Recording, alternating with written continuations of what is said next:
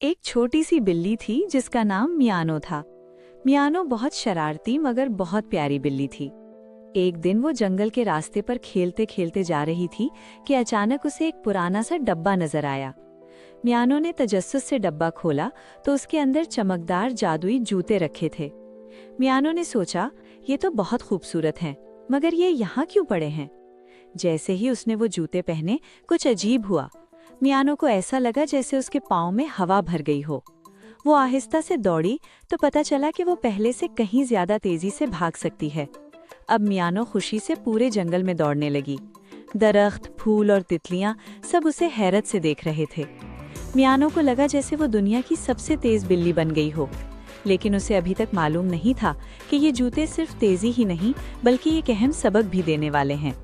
मियानो ने जादुई जूते पहनकर जंगल की सैर शुरू की।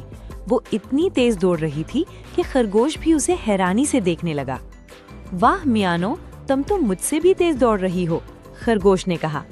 मियानो हंसकर बोली, ये सब इन जादुई जूतों का कमाल है। फिर वो दरिया के किनारे गई जहाँ बत्तखें खेल रही थीं। मियानो ने तेजी से दौड़कर सबको हैरान कर दिया।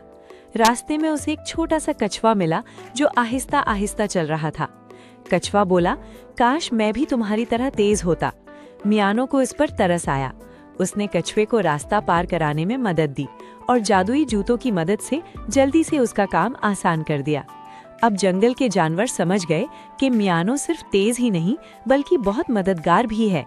सब ने उसकी तारीफ की और उसके साथ खेलने लगे। शाम होने लगी तो मियानो थककर एक दरख्त के नीचे बैठ गई। उसे अचानक ख्याल आया कि जादुई जूते सिर्फ अपनी खुशी के लिए नहीं बल्कि दूसरों की मदद के लिए भी इस्तेमाल होने चाहिए। अगले दिन से मियानो जंगल के जानवरों की मदद करने लगी। कभी वो गुमशुदा चिड़िया के बच्चों को ढूंढ देती, कभी खरगोश के लिए जल्दी से गाजर ले आती। अब पूरा जंगल उसे प्यार से तेज मगर मेहरबान बिल्ली कहने लगा।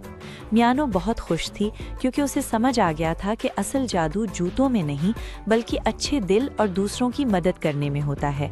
और यूं मियानो और उसके जादुई जूतों की कहानी पूरे जंगल में मशहूर हो गई।